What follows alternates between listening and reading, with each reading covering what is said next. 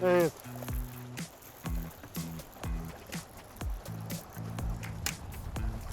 Oh yeah, good one. Boom, baby. Woo!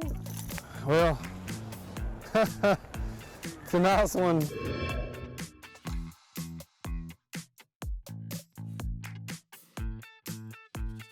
Bassmaster Elite Series Pro Brandon Card. I want to talk to you guys about jerkbait fishing and the pre-spawn time of the year. You know, for the pre-spawn, I like to kind of break it up into two different categories. Early pre-spawn, which would be water temperatures lower than 50 degrees, and late pre-spawn, which would be water temperature from 50 degree to 60 degree. And so I really want to talk to you guys about a jerkbait cadence today. You know, in the cooler water temps, it's very important to slow down your cadence. You know, a lot of times people get carried away with covering water. You know, they're wanting to try to, you know, find that next fish, and they just work that jerkbait too fast, especially in that early pre-spawn time frame. What I like to do is I like to reel it a couple times, get it down to its depth, do a two pop, and then let it sit. Watch that line. Two, let it sit. I'll let it sit for several seconds. Occasionally I'll mix in a random one, you know, do 3 or 4 pops in a row. But the whole key is letting it sit for that 3 to 4 seconds before moving it again.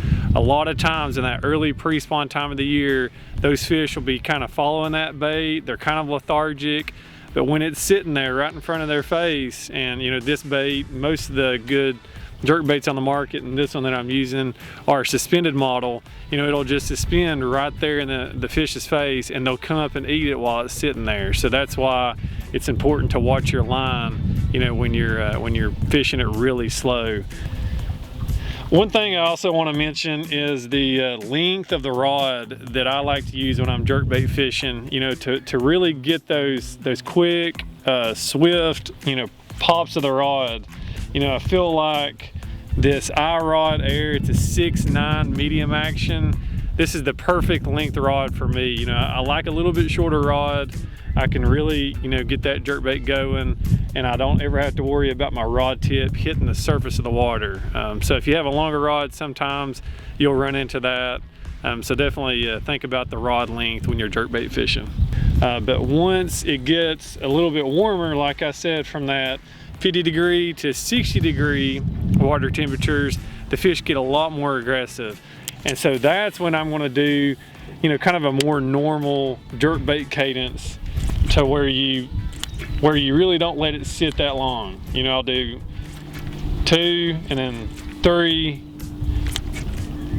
you know, just kind of keeping it coming. So I may occasionally let it sit for a second or 2, but for the most part, I'm bringing that jerkbait on in. So that's what I like to do.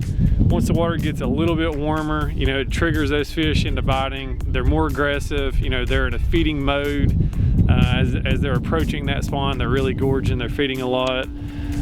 So that's kind of what I wanted to talk to you guys about, was just the cadence of a jerkbait. The jerkbait that I'm throwing today is the Hardcore Flat Minnow 110. This is a suspended model, like I said.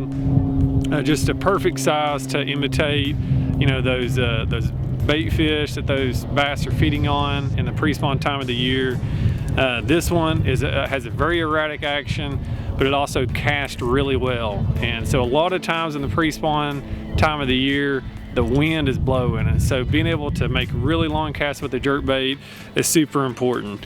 You know, this one has an internal weight transfer system, and then it also has a weight, you might could see it, this bait's a little translucent, back here in the tail of the bait, and so that allows this bait to cast tail first every time. You're gonna be able to cast it straight into the wind and make those long casts. But you guys definitely need to vary your retrieve in the pre-spawn time of the year, and it'll put a lot more fish in the boat for you.